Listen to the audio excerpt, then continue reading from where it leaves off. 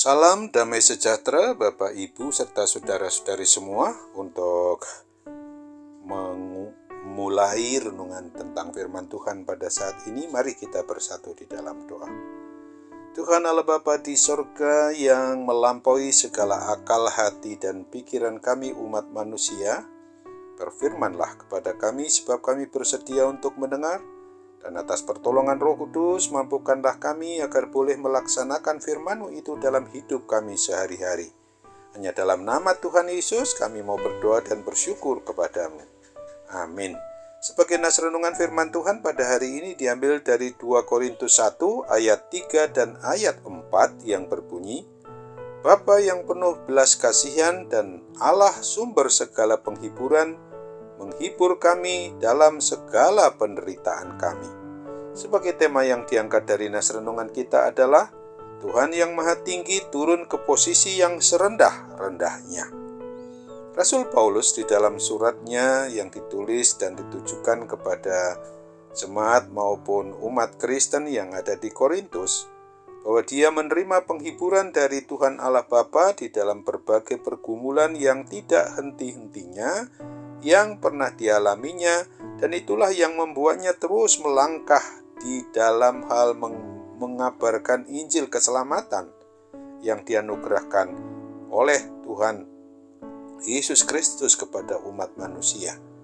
Rasul Paulus menyebut sebagian dari pergumulannya dalam 2 Korintus 11 ayat 23 hingga ayat 29, di mana ia didera, dipukuli, dirajam, kurang tidur, kelaparan, dan prihatin memikirkan semua umat maupun jemaat Allah yang dilayaninya. Rasul Paulus telah pernah sungguh-sungguh mengalami bagaimana Tuhan Allah adalah Bapa yang penuh belas kasihan dan Allah sumber segala penghiburan. Atau di dalam versi terjemahan lain dikatakannya bahwa ia Bapa yang sangat baik hati. Seperti seorang ibu maupun seorang bapak yang mau menenangkan anaknya, demikianlah Tuhan Allah Bapa kita itu masuk ke relung hati kita yang paling dalam untuk mau menghiburkan kita yang tengah menderita dengan penuh kelemah lembutan. Sesungguhnya terdapat banyak sekali cara yang digunakan oleh Tuhan Allah Bapa kita untuk menenangkan diri kita pribadi maupun keluarga kita. Dia mungkin saja memberikan sepenggal ayat firman Tuhan di dalam Alkitab untuk menguatkan kita agar kita ini terus maju untuk menggerakkan seseorang agar mengirimkan pesan yang khusus bagi kita atau menyentuh hati seseorang, teman, untuk menelepon dan memberikan semangat bagi diri kita yang sedang menderita itu. Mungkin saja suatu penderitaan kita itu tidak langsung sirna, tidak akan begitu saja cepat hilang, tetapi karena Tuhan Allah Bapa mau merendahkan dirinya serendah-rendahnya sampai matinya secara hina di atas kayu salib di Bukit Golgota, telah menggantikan kita guna untuk menolong kita sehingga kita sanggup bangkit kembali dan terus melangkahkan kaki kita ke dalam kehidupan di dunia ini sampai kepada kehidupan yang kekal di sorga yang sudah disediakan bagi setiap orang yang tetap bertahan, beriman percaya hanya kepada Kristus. Ingatlah akan firman Tuhan yang dituliskan pada Filipi 2 ayat 5 hingga ayat 8 ini. Hendaklah kamu dalam hidupmu bersama menaruh pikiran dan perasaan yang terdapat juga dalam Kristus Yesus, yang walaupun dalam rupa Allah tidak menganggap kesetaraan dengan Allah itu sebagai milik yang harus dipertahankan, melainkan telah mengosongkan dirinya sendiri dan mengambil rupa seorang hamba dan menjadi sama dengan manusia, dan dalam keadaan sebagai manusia ia telah merendahkan dirinya dan taat sampai mati, bahkan sampai mati di kayu salib. Amin. Mari kembali kita bersatu dalam doa. Tuhan Allah Bapa di sorga, syukur dan terima kasih kami adalah milik Dikau Tuhan Allah yang Maha Tinggi.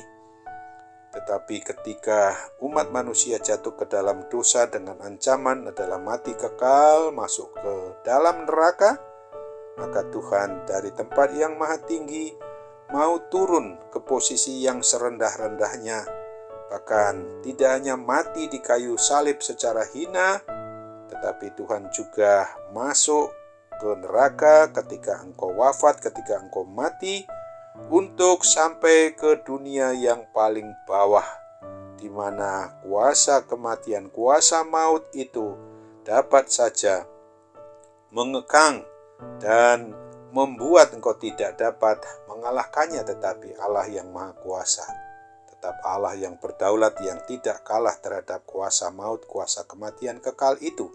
Tuhan bangkit untuk membangkitkan kami, untuk membuat kami juga hidup penuh dengan semangat di dalam memberitakan apa yang Tuhan telah perbuat, bahwa Engkau mati untuk kami, Engkau mau bangkit juga untuk kami, membangkitkan kami.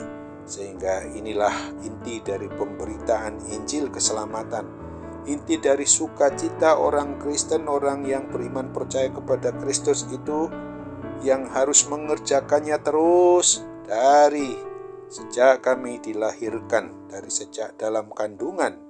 Kami telah dipersiapkan untuk kelak tidak hanya menerima hidup dan mengalaminya di dunia ini, tapi Tuhan sudah menjanjikan kepada kami untuk sampai kelak pada hidup yang kekal.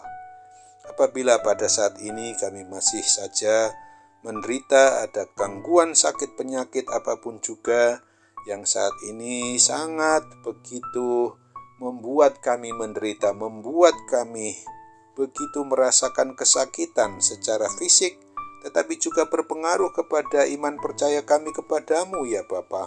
Tolonglah kami bahwa mujizat kesembuhan itu masih berlaku dan terjadi bagi setiap orang yang mau berharap kepadamu, dan Tuhan pasti akan memakai sarana kepedulian, begitu juga perhatian dari semua orang, termasuk para dokter medis maupun juga obat yang digunakan, akan memungkinkan kami mendapatkan kepulihan dan kesembuhan dari segala kuasa sakit penyakit yang bersifat jasmani maupun yang bersifat rohani. Hanya dalam nama Tuhan Yesus kami berdoa kepadamu.